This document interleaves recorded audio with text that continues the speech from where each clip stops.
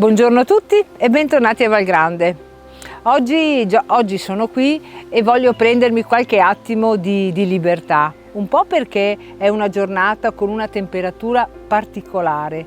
C'è il sole, c'è qualche folata e anche un po' di più di qualche folata di vento e c'è questa ambientazione che è quasi magica, perché ci sono le nuvole che si rincorrono e poi ci sono i fiori ormai essiccati della rubinia che stanno svolazzando causa il vento e causa la loro effimera esistenza su questi alberi. Pensate, questa mattina abbiamo avuto un'altra scolaresca e abbiamo fatto il gioco del volo. Con tutti i bimbi abbiamo approfittato di questi prati dove ci siamo soffermati a giocare e a fare un po' di attività fisica giocando, cioè approfittando del fatto che la temperatura è ottimale in questo periodo. È ottimale per trascorrere qualche momento negli spazi verdi, come gli spazi che troviamo qui a Valgrande. Infatti noi siamo sempre orgogliosi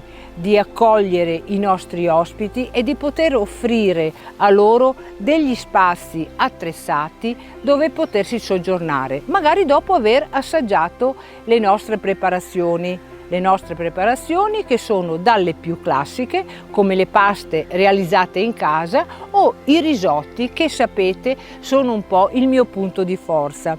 Infatti è proprio l'apprezzamento della mia clientela che mi invita sempre a provare risotti nuovi, senza particolari esplorazioni, ma risotti fatti con tutta la cura e la conoscenza soprattutto del prodotto riso.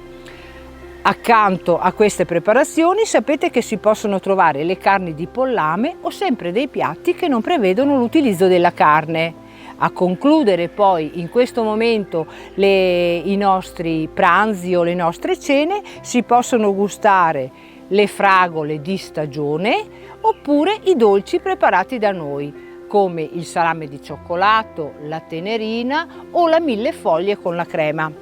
Se siete curiosi di assaggiare le mie preparazioni, dolci e non solo, io vi invito a venirci a trovare e fatelo sempre però con la solita modalità, prenotando il vostro tavolo ai contatti che troverete tra le pagine social o tra le pagine del nostro sito.